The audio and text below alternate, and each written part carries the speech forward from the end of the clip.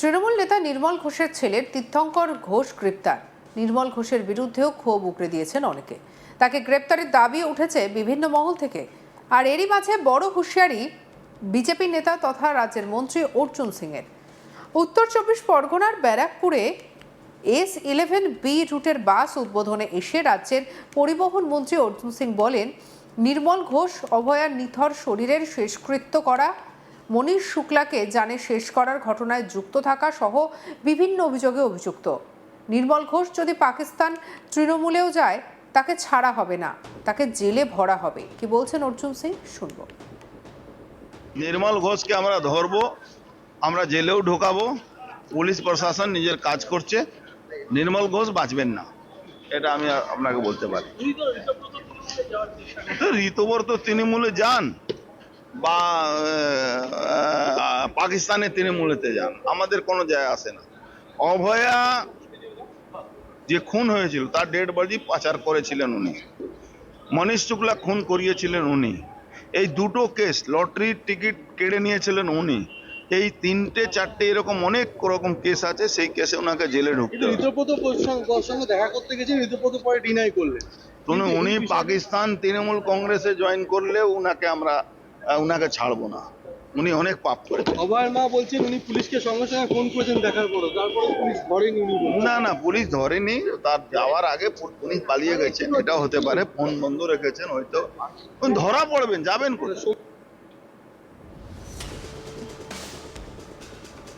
এই নিয়ে আমাদের কালিকের কি রিপোর্ট দেখবো। তোলাবাজি, হুমকি সহ একাধিক অভিযোগে পানিহাটির যে প্রাক্তন তৃণমূল বিধায়ক নির্মল ঘোষ, তার ছেলে তীর্থঙ্কর ঘোষ, যিনি প্রাক্তন কাউন্সিলর, তাকে ইতিমধ্যে গ্রেপ্তার করেছে। কিন্তু একই অভিযোগ থাকা সত্ত্বেও নির্মল ঘোষকে কিন্তু এখনো গ্রেপ্তার করা হয়নি।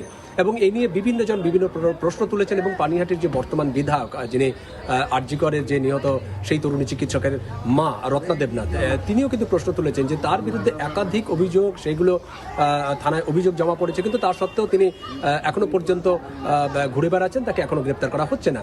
এবং এটি নিয়েই অর্জুন সিং, অর্থাৎ রাজ্যের যে শ্রমমন্ত্রী ও পরিবহন মন্ত্রী, তিনি বলেছেন যে অর্জুন সিং আর যে বক্তব্য সেটি হচ্ছে যে এই নির্মল ঘোষ যেখানেই থাকুক না কেন তাকে গ্রেপ্তার করা হবে। তুমি জানো যে এই নির্মল ঘোষের বিরুদ্ধে, অর্থাৎ বলা ভালো যে নির্মল ঘোষ কয়েকদিন আগে আমরা দেখেছি যে তৃণমূলের যে বিদ্রোহী গোষ্ঠী, অর্থাৎ ঋতব্রত ব্যানার্জির যে গোষ্ঠী, সেই গোষ্ঠীর সাথে সাক্ষাৎ করেছিলেন এবং সেখানে অনেকেই উপস্থিত ছিলেন, ঋতব্রত বন্দ্যোপাধ্যায় সহ।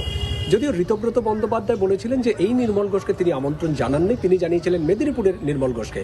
কিন্তু তা নিয়ে একটি জল্পনা হয়েছিল, প্রশ্ন উঠেছিল যে তবে কি নির্মল ঘোষ, অর্থাৎ পানিহাটির যে প্রাক্তন বিধায়ক তৃণমূল, তিনি কি গা বাঁচাতে, অর্থাৎ গ্রেপ্তারি এড়াতে কি তিনি ঋতব্রত বন্দ্যোপাধ্যায়ের যে শিবির, বিদ্রোহী শিবির, সেই শিবিরে নাম লেখাচ্ছেন, এরকম একটি প্রশ্ন উঠেছিল।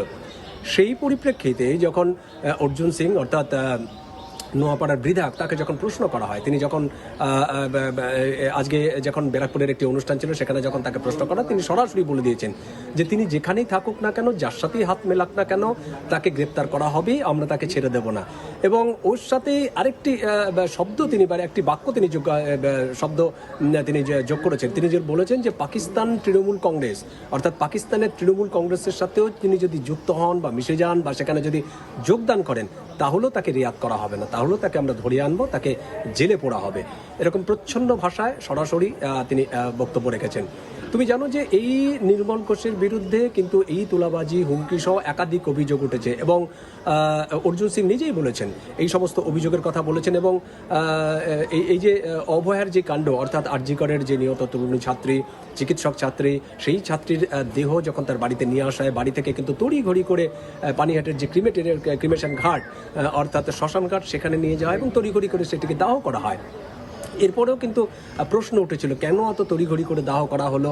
এবং তার বাবা মায়ের যেটি বক্তব্য ছিল, তারা চেয়েছিলেন দ্বিতীয়বার এটিকে পোস্টমর্টম করার জন্য বা ময়না তদন্ত করার জন্য, কিন্তু সেই পোস্টমর্টম করতে দেওয়া হয়নি, কারণ তার আগেই দেহটিকে তাড়াতাড়ি পুড়িয়ে ফেলা হয়েছিল। সমস্ত তথ্য প্রমাণ লোপাটের অভিযোগ উঠেছিল এই নির্মল ঘোষের বিরুদ্ধে। তার বাবা এবং মাই অভিযোগ করেছিলেন। তো স্বাভাবিকভাবেই নির্মল ঘোষের বিরুদ্ধে একাধিক অভিযোগ, এমনকি লটারির টিকিট ছিনিয়ে নেওয়া, তার যে অর্থ, সেই অর্থ ছিনিয়ে নেওয়ার অভিযোগ উঠেছে কিন্তু নির্মল ঘোষের বিরুদ্ধে, যেটা অর্জুন সিং বলেছেন। এবার স্বাভাবিকভাবেই এত অভিযোগ থাকা সত্ত্বেও তাকে গ্রেপ্তার করা হচ্ছে না। তিনি কি তাহলে বিজেপির সাথে কোনো কোথাও সেটিং করছেন, এরকম নানা রকম প্রশ্ন উঠছে। তো সেই সব প্রশ্নের উত্তরেই অর্জুন সিং পরিষ্কার কথা জানিয়ে দিয়েছেন যে তিনি যে কোনো দলের সাথে থাকতে পারেন বা যার সাথেই মিশতে পারেন, সেটা তার ব্যাপার, কিন্তু তাকে যে রিয়াদ করা হবে না, তাকে যে ফিরে দেওয়া হবে না, তাকে যে শেষ যে তার যে স্থান সেটি জেল, সেটা কিন্তু পরিষ্কার করে বুঝিয়ে দিয়েছেন।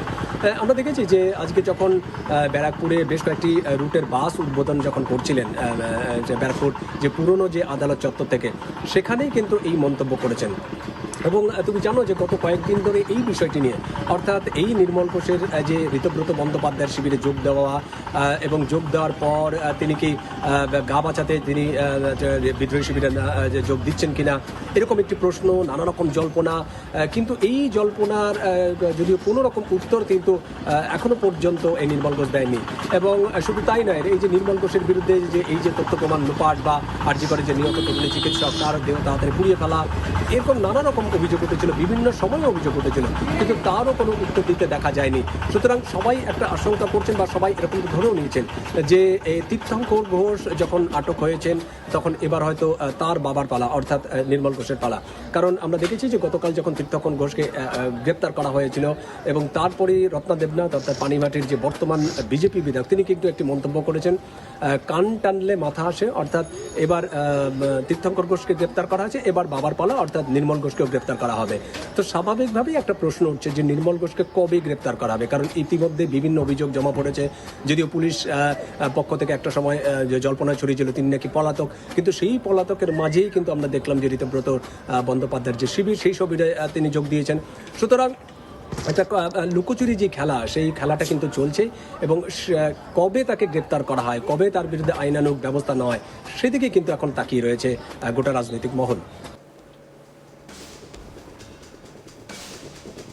এদিকে তীর্থঙ্কর ঘোষের এই গ্রেপ্তারের পর সবথেকে বিস্ফোরক প্রতিক্রিয়া এসেছে আরজি কর মেডিকেল কলেজে ঘটে যাওয়া সেই মর্মান্তিক ঘটনায় জানে শেষ হওয়া তরুণী চিকিৎসকের মায়ের কাছ থেকে।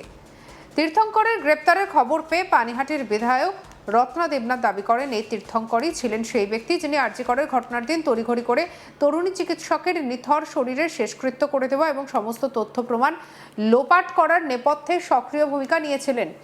রত্না দেবনাথ খুব উগরে দিয়ে বলেন, তার মেয়ের নিথর শরীরের তাড়াতাড়ি শেষকৃত্য করা এবং তথ্য প্রমাণ লোপাটের শেষ ব্যক্তিরা যারা ছিলেন তাদের মধ্যে একজন এই তীর্থঙ্কর ঘোষ। কি বলেছেন শুনবো রত্না দেবনাথের কথা।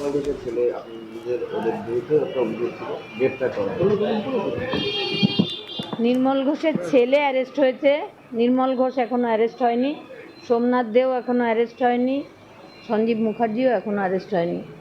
এরাই হচ্ছে সেই মানুষ যারা আমার মেয়েকে দ্রুততার সঙ্গে এনে দিলে তথ্য প্রমাণ শেষ লোপাটকারী, তথ্য প্রমাণ লোপাটের যে হয়েছে তার শেষ তথ্য প্রমাণ লোপাটকারী একজন ধরা পড়েছে। ছেলে ধরা পড়েছে মানে বাবাও এবার ধরা পড়বে। কান টানলে মাথা তো আসবেই। সঙ্গে রাখুন আজ তাক বাংলাকে সাবস্ক্রাইব করতে ভুলবেন না।